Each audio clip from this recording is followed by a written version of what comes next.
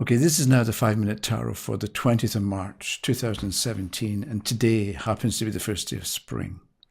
Summoned into Aries sometime today. So it's a new year, and people often make New Year resolutions on the 31st of December, but maybe if you're watching this today, think about the next 12 months because it's springtime when you plant seeds. So maybe it's a good time for us to begin projects or begin to do things that we want to develop over the next period of time, over the next 12 months, let's say. It's a bit like the next week or two especially it's a good time for setting things in motion, planting seeds, getting things going. I don't see much point personally in picking a card for the rest of the year because, a lot can happen in a year, much more so than is represented by one single card. Anyway, so this is the first day of spring, or first day of autumn if you're down in Australia. Okay, so I was shuffling to pick a card and a card fell out, and I thought maybe I should tell you what I do when a card falls out, because it can be, you can wonder what's the best method. So I have my method that I use. If you are in the habit of shuffling cards, if they fall out, it's a good idea to have an idea or have a policy of what you do, and you have a rule that you follow, and your rule may be that you don't have any rule. Okay, so you play it by ear, so to speak. But for me, if a card falls out and it's up and it's face up, I can't help but look at it, right? So you look at the card and you see what's there. And I find that generally, if I'm shuffling, I'm also thinking about the question and maybe the questioner. And I find sometimes, or I find it often, that when a card falls out, it's an answer to the thing I've been thinking about, or it's a comment on the thing I've been thinking about at the moment that it fell out.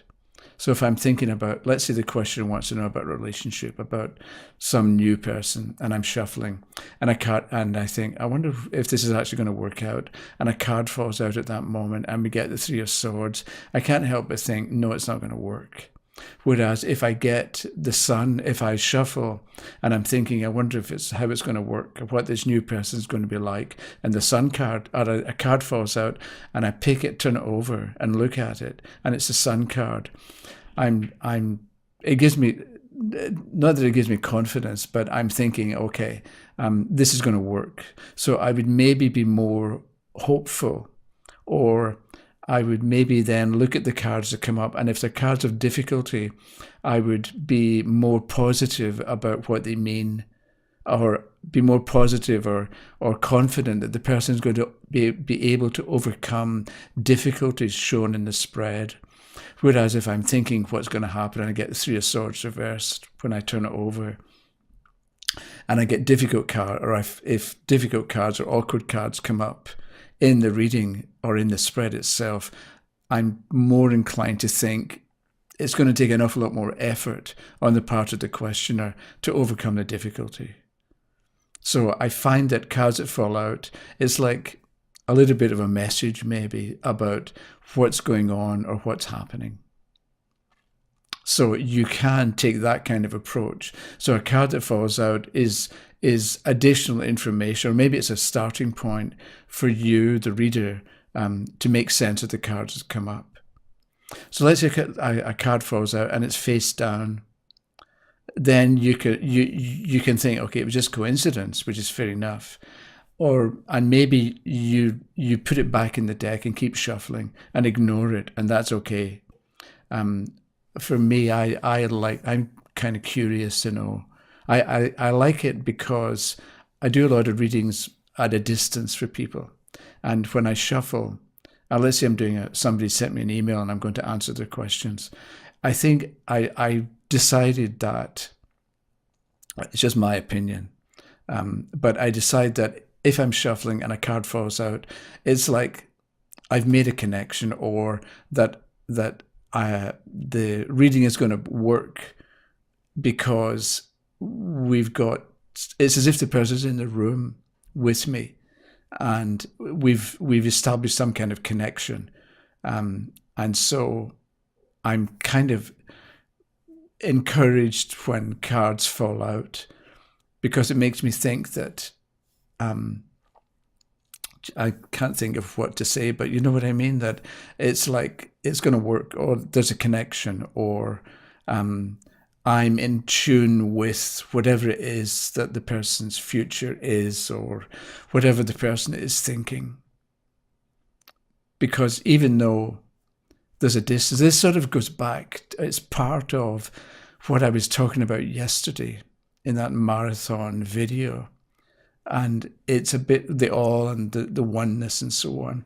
And it's a bit like there's time that we know and there's space. But it's a bit like it doesn't have to get in the way.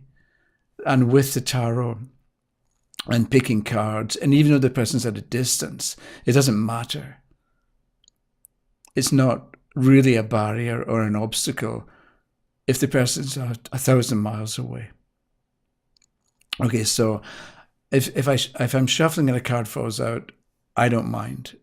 I like it. So I'll usually turn the card over and take a look at it.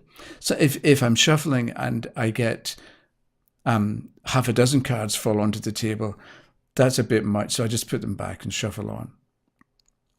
But let's say a couple of cards fall out and you turn them over. I think it's you can do something with that. So I was thinking of what's an example, and let's say I'm shuffling and two cards fall out, and I turn it over, and it's the Lovers one way, and let's say the Three of Swords the other way. So they're opposite, or one is up. Whichever way I look at it, one is upright, one is reversed. So, and let's say the person is asking about a new relationship. If you get the Lovers and the Three of Swords, and they're in opposite orientations, it's a bit like the person's stuck, because if they leave the person they're with and go with the new person, the old person, the current relationship, is going to be upset. Whereas if they stay with the current relationship and ignore the new possibility, the new person is going to be upset. So with the Lovers and the Three of Swords together in combination, it's like somebody's going to suffer, somebody's going to get hurt. And it's one of these situations, and there's nothing you can do about it, apart because somebody's going to get hurt.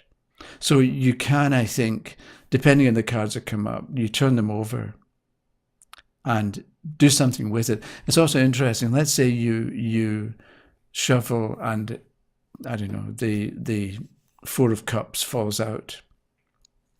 If that same card appears in the spread, I think that's important as well. It can reinforce the ideas that you had when the Four of Cups fell out, or it can reinforce the questions that you came up with based on that Four of Cups coming up. And so you ought to, it's a good idea to revisit those questions during the reading itself. Okay, I don't know if that answered questions or not. So that's it for the moment anyway.